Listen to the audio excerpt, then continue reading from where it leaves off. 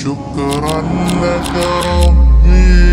دا د افغانستان د روښانولو سبا بنسټ دی. ګل ماشومان مو په تعلیم باندې بسیا کړو، دا نن به جوړ سبا کړو. د خیریا کمر بنسټ لخوا جوړیږي، غلنۍ ښوونځی له سره ابادیږي.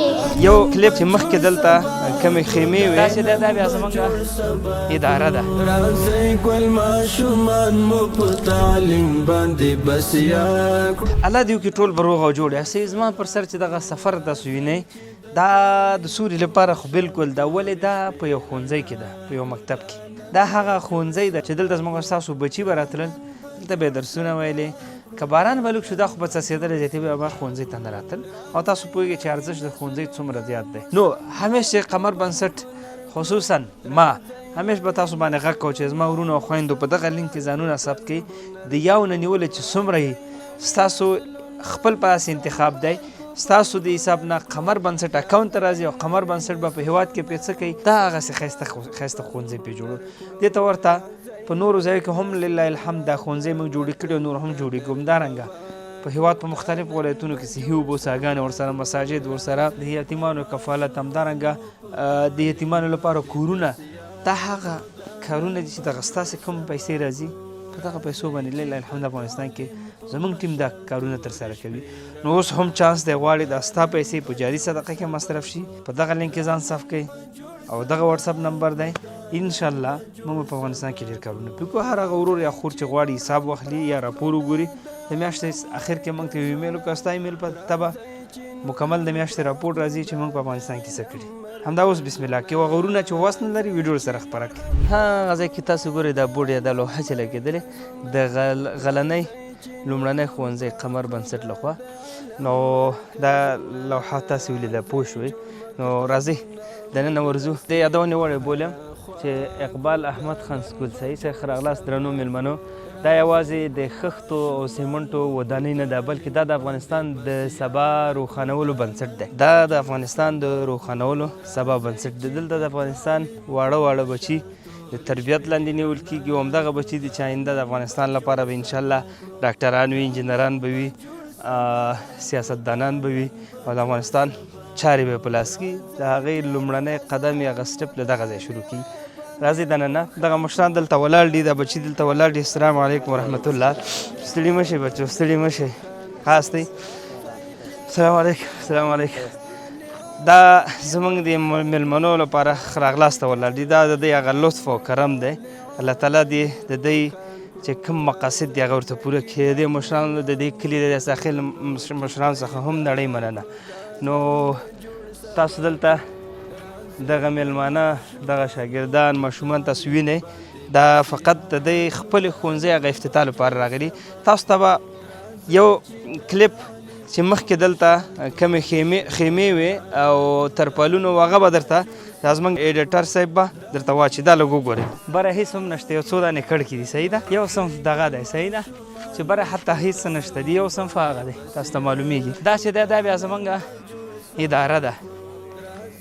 دا اداره ده، تاسو ته ښکاري. نو دلته هغه زموږ چې کوم سر معلم صاحب وي او یا چې مدیر صاحب هغه دفتر دا دی. ومو کتله الحمدلله دغه خیمې اوس په دغسې ودانۍ باندې تبدیل شوي دي. یو خبره، دلته د ننګرهار ولایت د شینوارو لوی ولسوالۍ دغه کلی د غلنۍ کلی دی. نو دغه منځنی ښوونځي تقریبا دغه د ښوونځي دننه هغه اتاقونه یا کوټې به هم تاسو وګورئ، ښه په اساسي او عصري ډول باندې لله الحمد دا ښوونځی جوړه شوې. زه فکر کوم په افغانستان کې شاید دغسې د ګوتې په شمېر باندې دغسې تعمیرونه موجود وي چې زمونږ ګلالي بچي پکې درس وایي. راځئ نوي نسلونه مو سنبال په فن هنر کړو، راځئ نوي نسلونه مو سنبال په فن هنر کړو، راځئ نوي نسلونه د وطن د درد دوا کړو، دا نن به جوړ سبا کړو.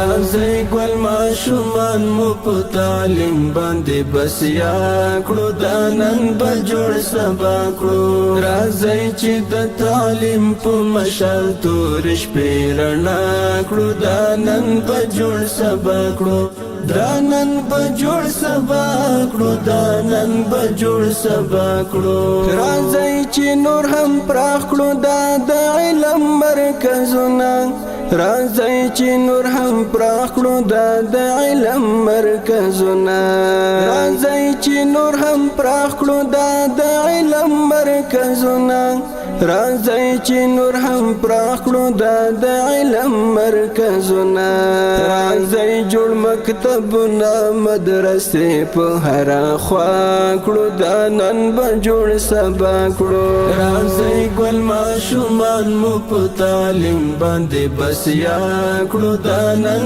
به جوړ سبا کړو راځئ چې د تعلیم په مشال تور شپې رڼا کړو دا نن به جوړ سبا کړو دا نن به جوړ سبا کړو دا نن به جوړ سبا دا مکتب یا دا ښوونځی به دې ګلالیو ماشومان ته انشاءالله سپارو دا هر یو سره چې خبرې وکړي دومره خوشحاله دي یو سره به خبرې وکړو تاسو چې راتلی دلته داسې کوټو کې کېناستلې که بل څه نه دلته مرته کېناستې اوړي کې به مرته ناست وړي کې ښه مخکې دلته لکه کوټې هېڅ هم نه وه دلته خو ما لیدلی وو چې هغه غوندې خیمې غوندې چې دلته لرګي لګولي وو او پاسه مې د هغه پر اچولي د خیریا کمر بنسټ لخوا جوړیږي غلنۍ ښوونځی له سره ابادیږي غلنۍ ښوونځی له سره ابادیږي کړو دا نن به جوړ سبا کړو راځئ الله تعالی دې ټول نه راضي شي الله دې ټول تاجر ورکړي چا چې هر قدم په دغه